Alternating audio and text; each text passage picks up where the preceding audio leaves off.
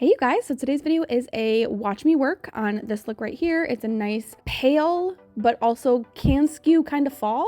I did this set in early August, so I wanted it to kind of still make sense for summer. They are tulips, but I think the color palette makes it look a little bit more fall. So let's go ahead and get into it.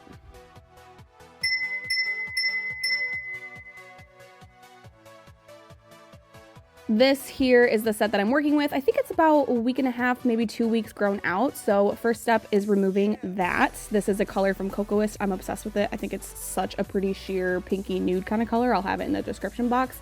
But to remove it, we are going to go ahead and use my Pana Fine Carbide bit. This is the Barrel Fine Carbide bit by Pana. I get them on Amazon. They're my favorite carbide bits. So I'm running this pretty much maxed out at 35,000 RPMs. And I'm just slowly taking away that gel color as well as debulking the nail just a bit.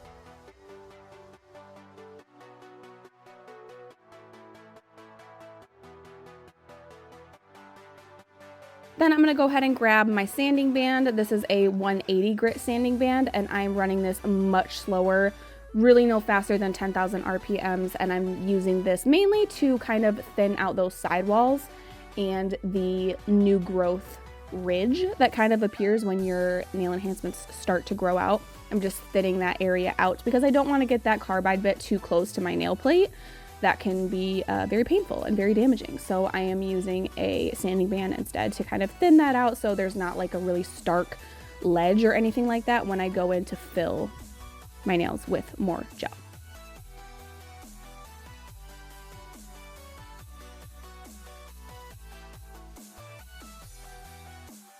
Now comes my very favorite part. People literally will ask me what's my favorite part of doing nails, and this is always my answer. So weird. It's not the fun, beautiful, artistic side of it. I love to prep cuticles. It is so satisfying to me. This is my favorite cuticle bit. They are linked below. It is like an itty bitty little football bit. So I start with it in reverse. I flip the skirt, the very base of the cuticle, get all that dead skin off of the nail plate that will cause lifting. And it just makes it look much more professional and nice and clean when all of that is. You're actually not going to see me use nippers in this video. Instead, I just use the e-file. So once that white in color dead skin is sticking up off of the eponychium, that is the living skin at the base of your nail, I just use my e-file to kind of lift it away, and eventually, if you're very gentle, it will come off. I prefer to use nippers on clients. That is just a personal preference. When it's me, I'm a little bit less careful, and I'm obviously working on myself here in this video. So I'm just gonna use my e-file. And you don't entirely need nippers when the cuticles aren't that bad. And I am pretty stinking good about using cuticle oil. So I didn't really need to use nippers. So that's what I did in this video. We're not gonna talk about the burn on my arm. I burned myself with my curling iron. So don't mind that. But I'm running this pretty slow, probably about 7,000 RPMs. I start in reverse, flip up the skirt, and go along the right side of the sidewall, and then I'm gonna flip it in the forward direction, and then go along the left side of the sidewall. It's my favorite part, creating that nice open pocket, exposing as much of the nail plate as possible to get a really, really nice, smooth gel polish application.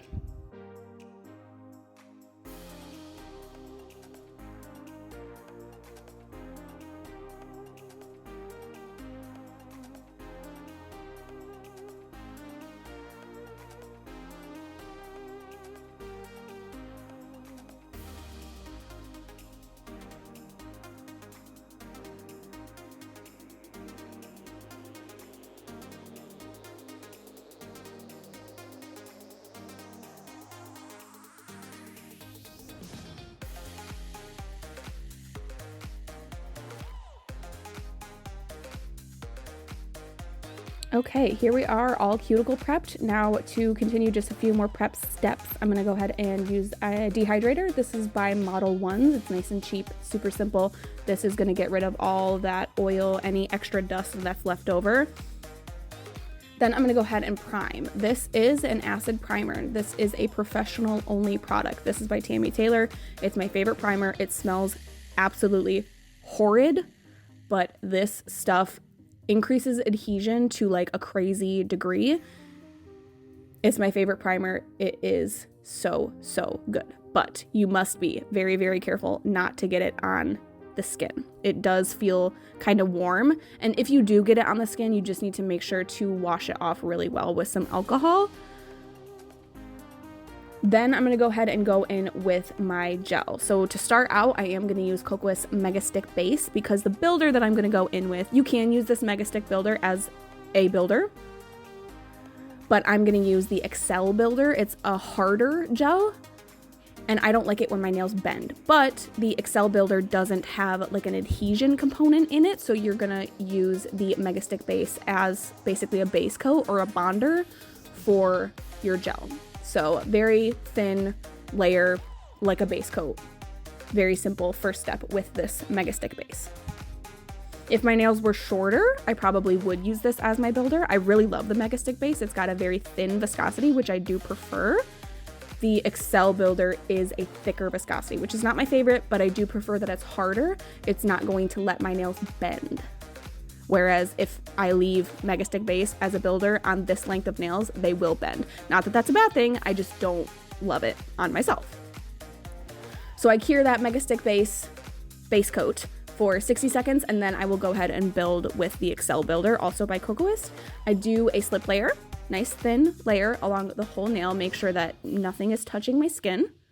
And then I will take a thicker bead of that gel and kind of start applying it where I want my apex to sit. I slowly kind of push it toward that cuticle, and then I will go in kind of like windshield wiper motions and build it out toward the free edge, because I want the highest point of the nail to be kind of right in the middle. I want the sidewalls and the free edge and at the base of the cuticle to be the thinnest. So you just kind of play with it. This definitely takes a lot of practice. You will see later, I still finish file. I am not to a place where I feel confident enough in applying my gel and not need to finish file. So don't beat yourself up. This takes a lot of practice. You can always finish file later. So don't focus so much on building the perfect nail extension that it starts running into the sidewalls. The best way to avoid that is using a detail brush, as well as flipping the nail upside down and letting gravity help you. You do not want that to run into the cuticles and the sidewalls. And I've done it more than once where it's just not working. I can't get it to stop running into the cuticles and sidewalls, and I take it all off. I just take alcohol with a lint-free wipe and I wipe it all off, and I tell my clients, try again, restart. It definitely happens. So if you're not entirely happy with the shape, but there's nothing on the skin, cure it. You can try again on the next nail, and you can always finish file.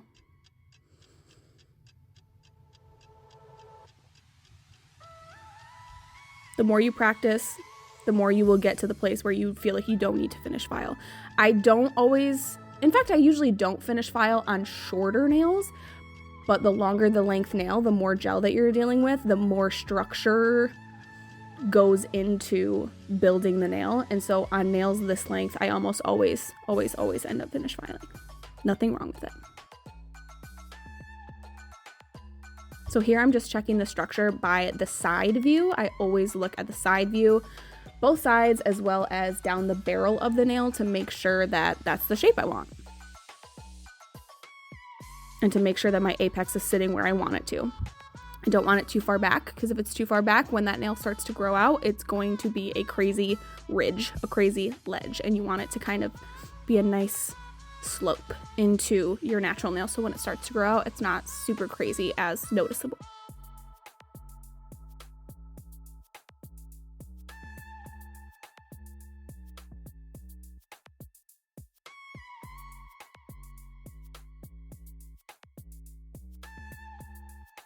So here I'm just showing you guys the shape. I am looking at the side angle.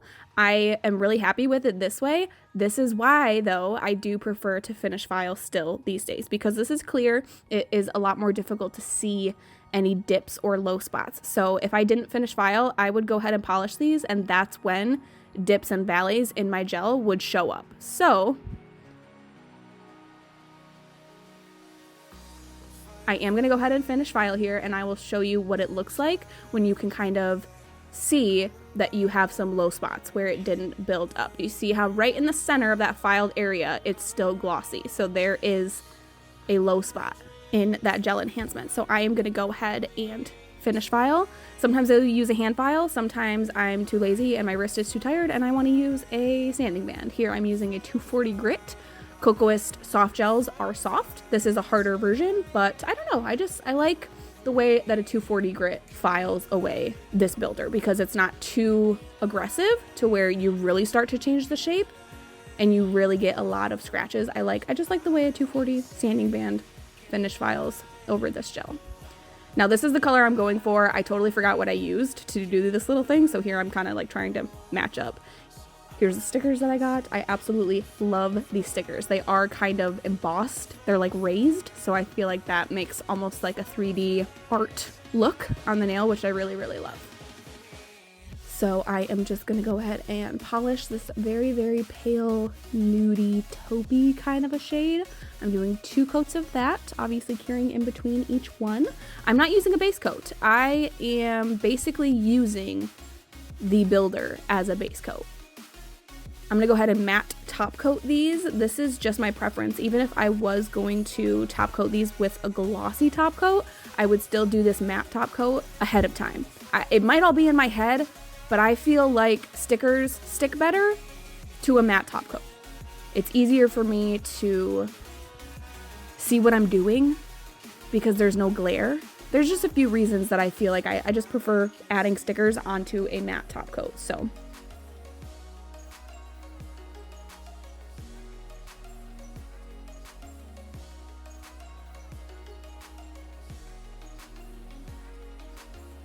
now here I'm using a little silicone tool that my coworker has coined a silicone booper, which is my favorite thing in the world.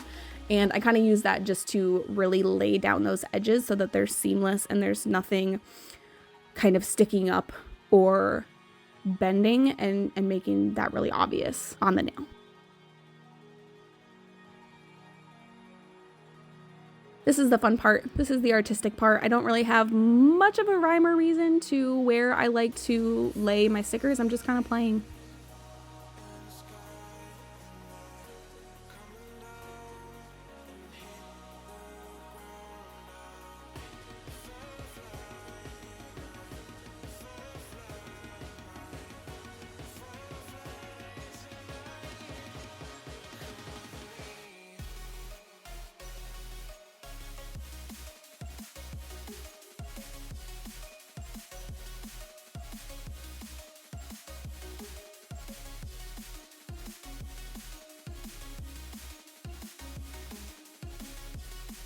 Once I'm all finished placing the stickers, I will go ahead and top coat that with my matte top coat once again.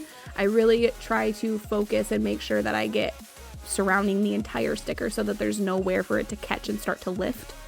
Sometimes I will do a full matte top coat and then file the free edge and then top coat it one more time and make sure to cap the free edge really, really well with your top coat. But this is the final outcome. I really, really loved these nails. I didn't get to wear them for nearly as long as I wish I could. Yeah, I really hope that you guys enjoyed it as well. If you did, please give it a thumbs up. Make sure that you're subscribed so you don't miss any future videos of mine, and I will see you guys next time.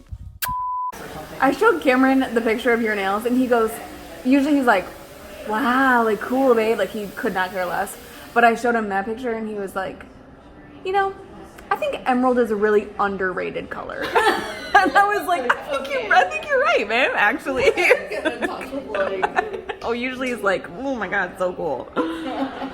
Gosh, I don't know if I have one of these that's small enough for my itty bitty pinky. Remember when you guys had to explain to me what a was? What?